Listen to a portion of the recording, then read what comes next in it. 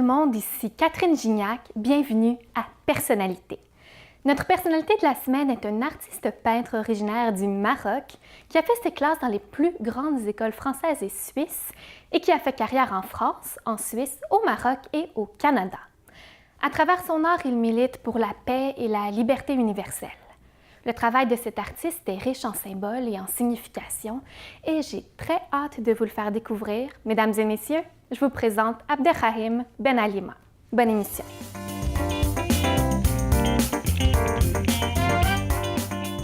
Bonjour Abderrahim. Bonjour Catherine. Bienvenue à Personnalité. Merci. Écoute, tu travailles sur un projet expressionniste en ce moment. Est-ce que tu peux m'expliquer un peu de quoi il s'agit? Qu'est-ce que c'est? De quoi ça parle? Bon, le projet expressionniste sur lequel je travaille, il tourne autour de la symbolique de la colombe et il s'insère dans la culture de la paix. D'accord. Et pour ça, donc, je suis parti d'un sorte de leitmotiv, d'une démarche philosophique pour promouvoir les valeurs nobles de la paix, de la liberté, de la miséricorde dans le monde. D'accord. Justement, est-ce que tu pourrais me lire un petit extrait de ta démarche philosophique? Oui, justement, quand j'ai réfléchi à ce projet, j'essaie de le cerner de tous les côtés. Oui. Côté plastique, conceptuel, philosophique, etc. Et j'ai noté, j'ai fixé mes idées philosophiques qui tournent autour de la culture de la paix, justement. Alors je dis dans un passage, dans une réflexion à la fois plastique et conceptuelle, ce travail individuel placé sous le signe paix et liberté vers un message universel s'efforce d'apporter une modeste contribution à la transition impérative et urgente d'une culture, soi-disant de violence dans le monde, vers une culture de paix et de concorde. Espérons par le biais de ce projet, en tant qu'artiste, joindre les efforts internationaux dans le domaine de la culture de la paix. Dans un autre passage, je ne vais pas être lent, bien sûr, pour finir, notre rôle en tant que citoyen du monde est d'œuvrer à l'établissement d'une nouvelle et véritable renaissance culturelle, imprégnée des valeurs nobles d'un patrimoine culturel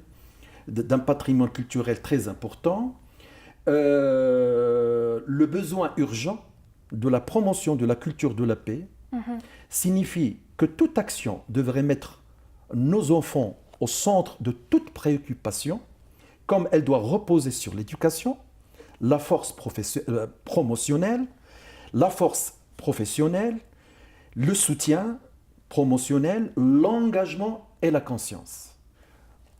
Pour faire face à cette responsabilité, l'organisation et le dialogue sont aussi importants au niveau national qu'international. Donc, pour toi, la paix et le dialogue, c'est ce qui prime, c'est ce qui est le plus important. Et est-ce que c'est une mission sociale que tu espères faire en tant qu'artiste? Oui, parce que justement, c'est ça le rôle de l'art. L'art, il est là pour entamer des projets, pour essayer, c'est à travers l'art qu'on peut véhiculer beaucoup de messages et le message, il passe agréablement, d'une manière très subtile. Et de quelle façon c'est véhiculé ce message-là à travers tes œuvres à toi? Mon message, d'abord, j'ai pris une symbolique qui est très importante, qui est universelle et qui était établie justement par l'UNESCO, par l'ONU justement, et l'UNESCO, c'est la colombe. La colombe, voilà. Le symbole de paix. Et voilà, la symbolique de la colombe. Et il y avait toute une évolution dans ce travail-là, chronologiquement parlant. J'avais commencé par l'homme et l'oiseau. J'avais à la fois mixé l'homme et l'oiseau. Après, j'ai isolé l'homme et j'ai laissé seulement la colombe. Et à partir de la colombe, j'ai dû faire des recherches pour justement se distinguer par un style personnel et qui est basé sur... tout est construit, tout tourne autour de la spirale. De la spirale? Spirale. De quelle spirale vous parlez? La spirale, ça veut dire la construction de l'espace, de la dimension picturale, la dimension conceptuelle dans mes œuvres. Si vous voulez, tout est construit sur la spirale. D'accord. C'est ça. Donc ça, c'est des choses qui reviennent dans tous tes tableaux. Exactement. Et maintenant, tu travailles aussi sur un projet Révélation. Qu'est-ce que c'est? Révélation, ça c'est un projet qui s'insère dans l'abstraction géométrique. D'accord. Et personnellement, en tant que designer, j'ai quand même une pratique de 30 années de pratique de design. Donc, il y a une pratique de designer, De designer graphique. d'accord. De directeur d'accord, artistique d'accord. de 30 années, plus la formation que j'ai eue en Suisse, je me suis dit... Une formation en design? en design graphique à la d'accord. Haute École des Beaux-Arts et d'Arts appliqués de Lausanne, une des écoles les plus sévères au monde d'ailleurs. Et justement, je me suis dit, pourquoi pas ne pas faire un transfert Tout à fait. de mes connaissances en design graphique, tout ce que j'ai accumulé comme expérience, et mes connaissances en peinture, en fusionnant les deux. Et en sortant avec un style, c'est ça. Mais ça, c'est du jamais vu. Est-ce que c'est quelque chose qui se fait un peu partout? Moi, personnellement, j'ai jamais vu ça. Non? Donc, c'est vraiment un style, c'est vraiment quelque tout chose à de toi, nouveau. quelque chose de nouveau. C'est quelque chose de nouveau. Ça veut dire, imaginez, vous avez un potentiel graphique Oui. et un potentiel pictural avec toute une accumulation d'expérience. Et vous fusionnez les deux et ça donne quelque chose d'extraordinaire. Qu'est-ce que ça peut donner, par exemple, quelque chose de plus concret pour qu'on puisse De s'imaginer? plus concret, c'est que premièrement, il y avait une démarche méthodique. Laquelle, c'est que je me suis basé sur les recherches des chefs de file de l'abstraction géométrique. Ah, OK. Alors, les chefs de file, je peux citer entre autres. Oui. Il y a Malevich du spirituel dans l'art. C'est quelqu'un qui a beaucoup de théories dans le domaine du spirituel dans l'art. Il y a Malevich qui est un grand théoricien de l'esthétique, qui a apporté énormément de choses à l'abstraction géométrique. Il y a Franz Stella, l'américain, très populaire actuellement. Il a une dimension colorée extraordinaire, des formes fantastiques. Et il y a un grand monsieur que je respecte beaucoup, un homme qui s'est investi énormément, c'est Vasarely. Vasarely, d'origine, il est graphiste. Et il a justement fait transfert de ses connaissances graphiques dans le domaine de l'abstraction géométrique. Alors, pour résumer, j'ai pris ces personnalités et j'ai pris l'essentiel de ce qu'ils ont fait, les formules qu'ils ont découvertes, trouvées, et je les ai transposées dans ce projet-là en ajoutant ma philosophie, ma manière de voir, et en fusionnant tout ça, je suis sorti avec un style que j'ai baptisé Révélation. Révélation. Et Révélation, ça, c'est de la peinture ou c'est un mélange de plusieurs médiums? Ah, c'est une excellente question, Catherine. Alors, donc, c'est de l'art digital. De l'art digital. Voilà. Ce sont des formes géométriques qui sont traitées par ordinateur et que je fais plusieurs variations. Les variations peuvent atteindre jusqu'à une centaine et que je suis obligé à un certain moment d'arrêter et de choisir une seule, d'éliminer tout ce qui ne correspond pas à ma philosophie là et d'isoler une seule œuvre. D'accord. Et j'oublie les autres, je les classe. Et cette œuvre sélectionnée, c'est ça l'œuvre d'art qui fait partie de la collection Révélation. Alors, une chose avant d'oublier, Catherine. Cette œuvre, elle va être déclinée. Elle est déclinable sur plusieurs supports. Le but, c'est de rapprocher l'art au grand public. Ça veut dire, vu que c'est digital, donc automatiquement, elle va pouvoir être réalisée par un processus de technologie moderne, l'impression numérique. Et l'impression numérique, elle offre des possibilités immenses. On peut imprimer sur du plexiglas, sur du papier, sur de la toile, on peut l'admirer etc. directement sur l'ordinateur aussi. On peut les voir, c'est fait sur l'ordinateur. Tout à fait, tout à fait. Et aussi, vous les faites sur des toiles, non? Ça veut dire ce travail, il est fait à la commande. On ne peut pas le faire comme ça, s'aventurer à faire de la production. Donc, il est là, il est à la commande. On peut le décliner sur n'importe quel support pour décorer des places publiques, dans par exemple les aéroports, dans la décoration intérieure. Il y a beaucoup de choses. Mais là, moi personnellement, ce qui me manque dans ce travail, la matière, elle est là. Les créations sont là. il faut de la promotion. Il De faut la promouvoir promotion. ce travail-là. On va faire une courte pause et puis on Ok. s'en reparle tout de suite après, donc en compagnie de Abderrahim Ben Alima.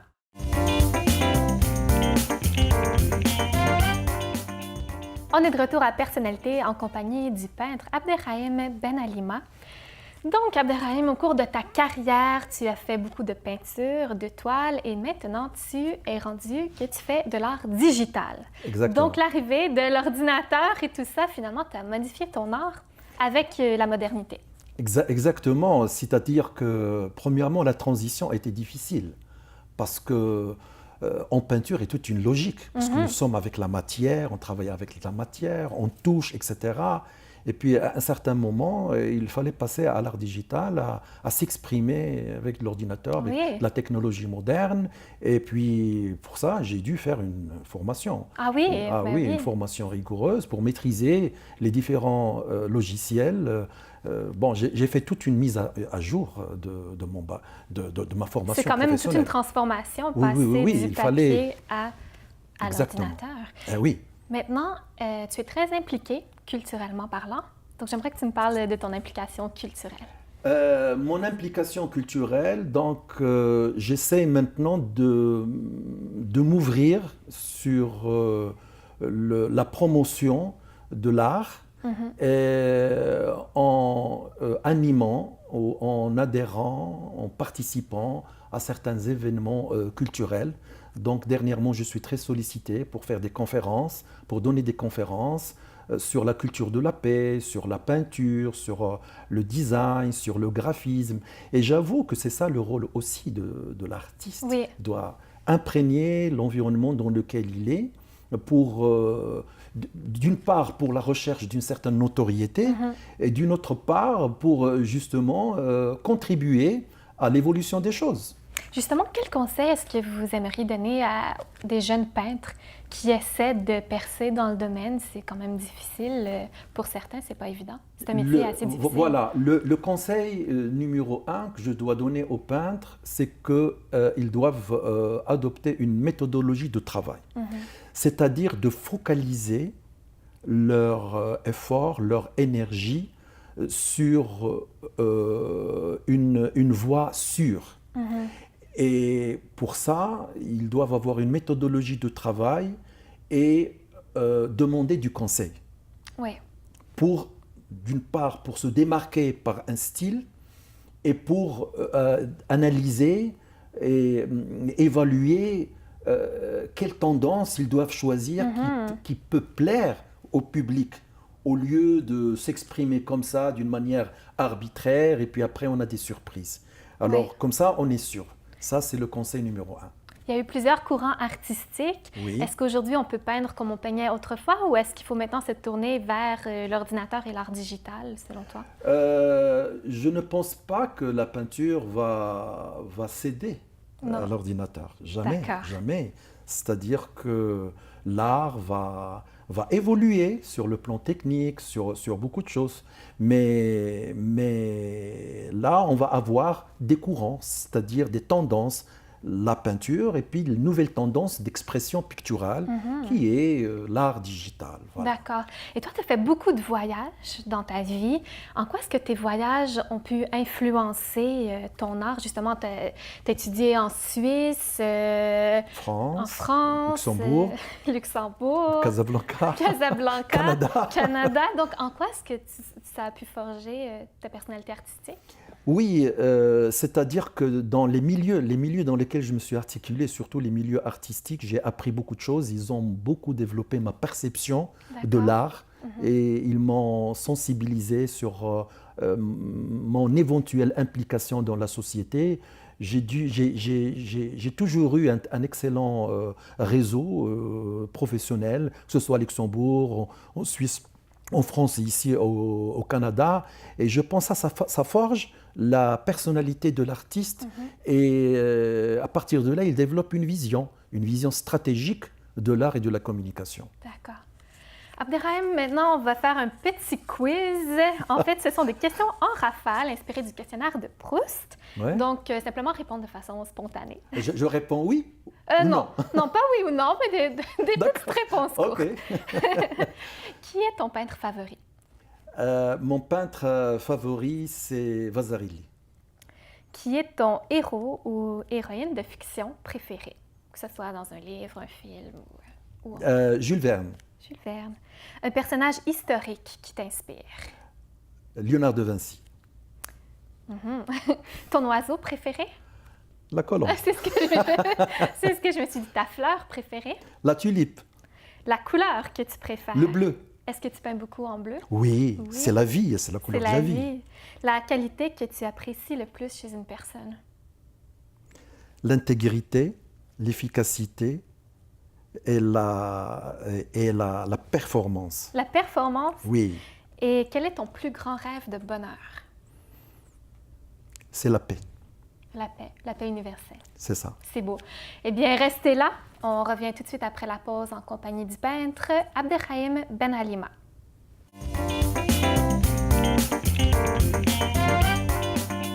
On est de retour à Personnalité en compagnie du peintre Abderrahim Ben Alima. J'aimerais qu'on parle du statut de l'artiste, la condition de l'artiste. Il y a beaucoup d'artistes qui vivent dans des situations précaires. C'est pas toujours facile. Exactement, c'est pas toujours facile, surtout quand on prend le domaine de l'art comme profession. C'est une grande aventure. Alors pour ça, il faut que l'artiste s'autogère. Et pour s'autogérer, il faut actuellement changer cette philosophie, cette vision de l'artiste bohémien, etc. Et que l'artiste, par exemple, actuellement doit passer une sorte de transition d'un artiste bohémien à un artiste entrepreneur. Mais est-ce que c'est pas un peu une contradiction? On a toujours en tête que l'artiste est quelqu'un d'un peu bohème, puis on n'a pas l'impression que l'artiste a nécessairement ce côté entrepreneur, mais pour toi, c'est important de le développer. Non, c'est parce que l'art, premièrement, a évolué. Oui. L'homme, socialement, il est beaucoup plus organisé actuellement. Et puis, la société offre beaucoup de possibilités aux artistes. Si on veut vivre de son art, on n'a pas le choix de s'intéresser à ce côté. Oui, si on veut vivre de son art, il faut être réaliste. Oui. Il faut être réaliste et rentrer dans ses comptes. Parce qu'un artiste, il laisse son âme dans une œuvre d'art. Il laisse son âme. Oui. Et puis les autres, ils laissent passer des opportunités. Lui, il laisse passer des opportunités. Mais pour ça, il doit s'autogérer. En général, le problème du statut de l'artiste est très bien réfléchi, très bien géré ici au Canada. Parce qu'il y a un conseil qui protège les artistes, qui les encourage, qui leur éclaire la route, qui les oriente. Et il n'y a aucun problème de ce niveau. Seulement, il faut que les artistes cherchent l'information. Pour émerger, il faut chercher l'information, il faut avoir un réseau et il ne faut pas compter sur ses propres ventes. C'est-à-dire, généralement, les artistes ici au Canada, ils ne comptent pas sur la vente. Ah non? Oui, ils ne comptent pas sur la vente, ils comptent sur les subventions. Sur les subventions, et comment on fait pour obtenir ces subventions? Il y a une procédure au niveau du Conseil des arts. Ça veut dire, premièrement, il faut être accepté, faire une demande, préparer son CV, l'envoyer au Conseil des arts. Si le profil correspond aux exigences du Conseil des arts, on passe au projet, à la préparation du projet. Parfait, tout à fait. Donc, Voilà. ça va pouvoir en aider plusieurs, j'en suis certaine. Exactement. Maintenant, sur quoi tu travailles en ce moment, ou est-ce que tu as des projets futurs à venir? Justement, le projet Révélation Ouais. sur lequel on a travaillé, je l'ai présenté au Conseil des arts. Je le présente une deuxième fois avec une réflexion beaucoup plus approfondie. Et voilà, c'est justement l'activité que j'ai actuellement. Je vis corps et âme ce projet. Et ceux qui seraient intéressés à voir tes œuvres, où est-ce qu'ils peuvent te suivre? Me suivre sur mes pages Facebook. Page Facebook Abderrahim Ben Alima. Alima. Exactement. Parfait. C'est ça. Donc, je vous invite à aller jeter un petit coup d'œil. C'est très intéressant. Puis, on se tiendra au courant de tes expositions et de tes projets à venir. Maintenant, je t'ai demandé d'apporter un objet qui te représente. En fait, plusieurs. 3 objets qui te représentent. objets. Qu'est-ce que tu as apporté? Alors, j'ai apporté 3 badges. 3 badges. C'est ça.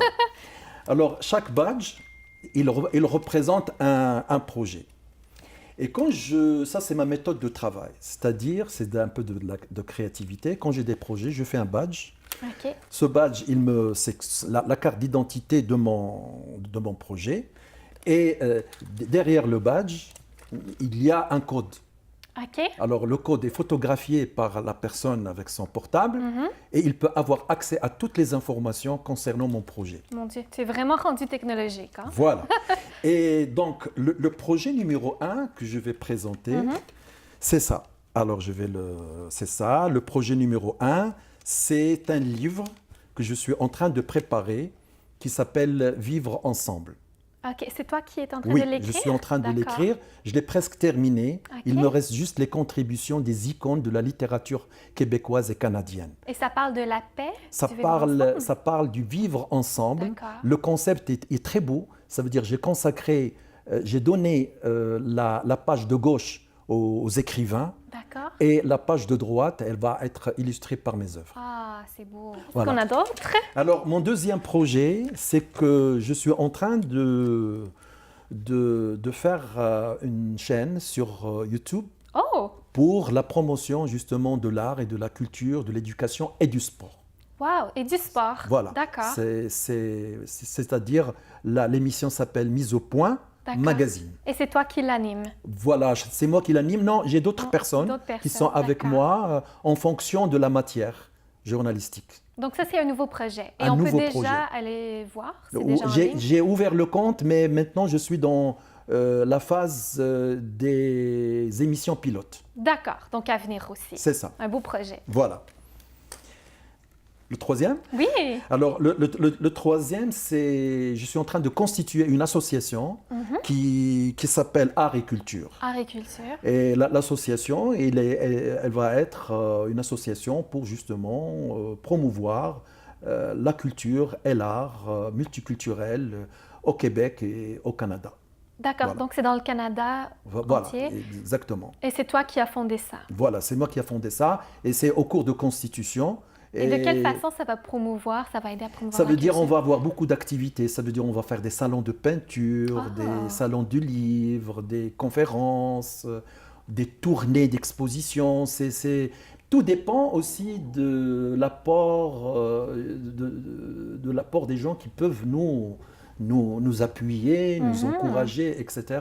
C'est un projet très ambitieux. Mais j'ai des hommes de situation qui sont en train de m'aider pour justement faire avancer les choses. Un autre très beau projet à suivre. Merci beaucoup, Abderrahim, pour cette entrevue. Merci, Catherine, et ça me fait plaisir. Et puis j'espère à bientôt. Ben oui, à bientôt. Et merci beaucoup à vous à la maison d'avoir été là. On se dit à la semaine prochaine. Et n'hésitez pas à aller faire un tour sur les réseaux sociaux pour aller voir Abderrahim Ben Alima. À bientôt tout le monde.